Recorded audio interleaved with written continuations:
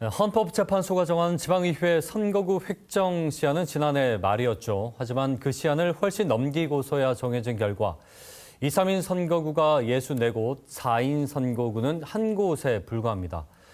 진보 정당을 중심으로 군소 정당들 강한 반발을 이어가고 있습니다.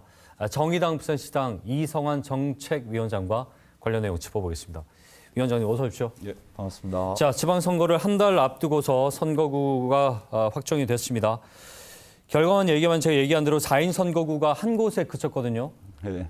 너무나 기대했던 것과는 차이가 있지 않습니까? 어떻게 좀 받아들이셨는지요? 아마 지금 4인 선거구 하나로 돼 있는 기장군 다 선거구 같은 경우도 인구가 9만인데요. 아마 더불어민주당이 쪼갤 수 있었으면 쪼갰을 거라는 생각을 합니다. 근데 정간업하고 못 나눌 만큼 인구 비례가 안 맞아서 그냥 냅둔 거거든요. 그래서 저희 정의당은 이번 선거구 획정 과정을 보면서 더불어민주당의 행태에 대해서 일단은 자질감에서 오는 분노 그리고 저희가 부산 지역에 있는 진보 정당들이 현실 정치에서의 무기력함을 어쨌든 이번 지방선거에서는 극복해내야 된다.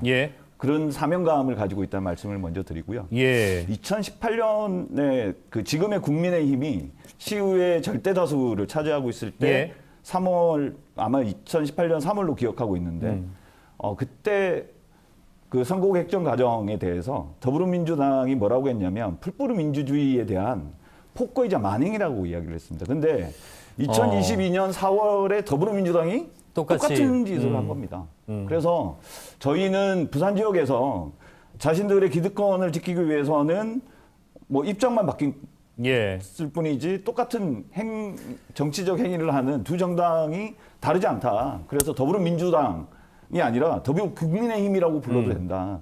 그래서 이번 지방선거에서는 반드시 두 정당만이 존재하는 것이 아니라 부산에서 진보 정당들이 들어가서 견제해내야겠다라는 생각을 가지고 있습니다. 여인지 야인지 진보냐 보수냐 문제가 아니고 결국은 기득권의 문제였다. 그렇게 저희는 봤다는 거잖아요. 아니 근데 시의회 표결 전에 어떤 얘기도 없었습니까? 궁금했던 점이. 제가 작년 11월부터 해서 지금까지 김태훈 행정문화위원장을 2번을 면담을 했는데요. 작년 11월 달에 만났을 때는 최대한 걱정하지 마십시오. 최대한 시의회 선거구 획정위원회의 안을 최대한 존중해서 받겠다. 원하는 대로 할 겁니다. 걱정 안 하셔도 될 겁니다라고 했습니다. 근데 27일 전에 만난 김태웅 위원장은 계속 죄송합니다. 불가항력이었습니다. 어쩔 수 없습니다. 그렇게 하기에는 너무 한 곳이어가지고 그래서 제가 여쭤본 겁니다. 예, 그렇습니다. 알겠습니다. 자, 이게 보시면서 도대체 왜 4인 선거구가 이렇게 중요한 것인가라고 우리 시청자분들이 좀 생각을 할 수 있어요. 4인 선거구 확대 의미 원래는 뭐였을까요? 근데 4인 선거구가 된다고 바로 다당제 민주주의가 되거나 정치 개혁으로 바로 이어지지는 않는다고 저는 생각하고 있습니다. 만약에 4인 선거구가 필요하다고 해서 지금 2인 선거구 2개를 합쳐서 단순히 합쳐서 두 정당이 똑같이 복수 공천을 하게 되면 실제 뭐가 다르냐 이렇게 이야기하시는 분들도 많으신데 그럼에도 불구하고 4인 선거구가 2인 선거구보다는 더 낫다.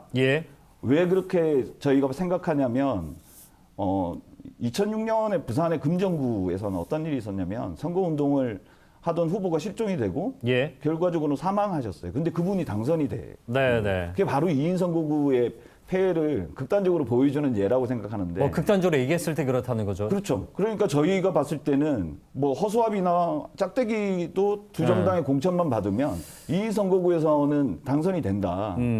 그래서 이 폐해를 줄이기 위해서 저희가 3, 4인 혹은 5인까지 중대선거구제로 확대해야 이 사회의 사회적 약자의 목소리를 충분히 들어갈 수 있다라고 말씀드리는 군소정당이라든지 신생정당 의원들도 발을 들이고 사표도 방지하고요. 여러 가지 사실의 장점들이 뚜렷하게 있는데 이게 단순히 소수정당들이 자신들한테 유리하기 때문에 이거 3, 4인 선거구제를 확대하자라고 말씀드리는 게 아니거든요. 알겠습니다. 그래서 이어서 제가 다당제가 그렇다면 어떻게 실현이 되는 게 옳은 것인가. 사실 이 질문은 너무나 거대 담론이라서 이 시간에 저희가 다 논하기는 시간이 부족하겠지만 네, 그렇습니다. 짧게 말씀해 주신다면요. 그 노회찬 의원, 고 노회찬 의원이 살아계실 때 연동형 비례대표제를 도입할 수만 있다면 예. 악마에게도 영혼을 팔겠다라는 예. 말씀을 하셨어요. 근데 저희가 2020년 그 총선 전에 이른바 준연동형 비례대표제라는 예. 형태로 선거법을 바꿨는데 위성정당 사태를 맞았잖아요. 예. 그 이후에 저희는 영혼을 함부로 팔면 안 되는구나라는 생각을 했습니다. 그래서 결국은 누구에게 의지하거나 이게 국회 내에서의 뭐 유불리를 가지고 할 문제가 아니라 진짜 우리 힘으로 그리고 시민들의 힘으로 선거제도를 바꿔내지 않으면 우리가 원하는 연동형 비례대표제를 만들기 쉽지 않다, 어렵다 이렇게 생각합니다. 제도를 보완했음에도 사실은 그런 위성 정당이란 생각 못했잖아요. 그런 거 만들었으니까. 예. 그래서 이제 4개 진보 정당, 정의당, 진보당, 부산 녹색당 또 노동당까지 예. 연대를 하셨어요. 어떤 배경에서인지 뭐 당연히 힘을 합쳐야 된다 또 있겠지만요. 한 말씀 좀 듣고 싶네요. 4개 정당이 근 10년 동안 후보 단일화나 선거 연대라고 하는 틀을 못 만들고 있다가 이번에 처음 만들게 된 건 예. 전 2가지라고 생각하는데 하나는 절실함이고요. 어떻게든 진보 정당들이 힘을 합쳐서 기초의회든 시의회, 지방 정치에서 살아남아야 된다라고 하는 절실함이 하나 있고 예. 또 하나는 부산 지역에 있는 수많은 그 시민들의 목소리를 진보 정당들이 진보적인 의제로 그 반영시켜 내겠다라고 하는 그러기 위해서 열심히 노력하겠다라고 하는 의지가 담겨 있다 이렇게 보시면 될 것 같습니다. 알겠습니다. 그래서 이 거대 양당의 쏠림 현상을 얼마나 막아내느냐 이번 지방선거 때 네, 그렇습니다. 그것이 또 하나의 이제 관전 포인트가 될 텐데 사실은 이 부산에서 그 원내 의석 내기가 쉽지가 않아요. 만만치 않잖아요. 군소 정당들이 네, 지금 어렵습니다. 없습니다. 어떻게 좀 목표를 잡고 계신지요?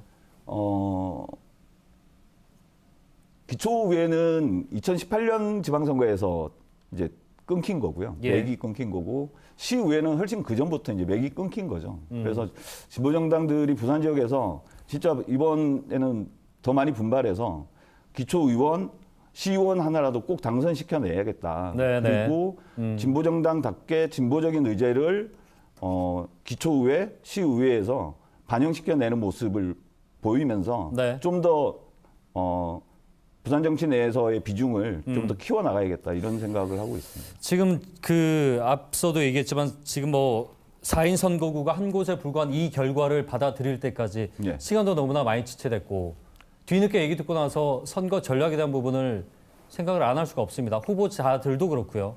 한 말씀 듣고 싶네요. 그러니까 4월 27일 날 오후에 저희 지금 당의 기초의원 같은 경우는 예비 후보 같은 경우는 오전에 명함을 뿌렸습니다. 예. 근데 선거 획정 결과가 나오니 오전에 뿌린 동네가 자기 선거구가 아닌 거예요. 바뀌어버린 거니까. 예. 그런 부산의 지역이 한 3군데 정도가 됩니다. 그러니까 원래 진보 정당들은 선거구나 그 선거 획정 과정의 유불리를 그렇게 따지지 않습니다. 워낙 예. 부산이 험지고 제가 그 17개 강력시도당 연석회의나 제가 전국위원이라서 전국회의를 가면 가끔 그런 이야기를 하는데요. 정의당에서 가장 활동하기 힘든 곳이 바로 부산이다. 예전에는 예. 민주노동당 때는 지지율이 가장 높았던 지역이 부산인데 민주당이 그동안 약진을 한 거 아닙니까? 예. 그러면서 진보 정당들의 그 위상이 엄청 작아졌고 그래서 이제는 부산에서 진보 정당들은 쉽게 유불리나 환경을 탓하지 않습니다. 알겠습니다. 무조건 더 두 정당들보다 열심히 하는 수밖에 없다 이렇게 생각하고 있습니다. 알겠습니다. 지금 뭐 선거구 획정은 끝이 난 문제고 네, 일단은 그렇습니다. 지방선거 때 건승을 빌겠습니다. 오늘 나와주셔서 고맙습니다. 알겠습니다. 고맙습니다. 정의당 부산시당 이성한 정책위원장과 얘기 나눠봤습니다.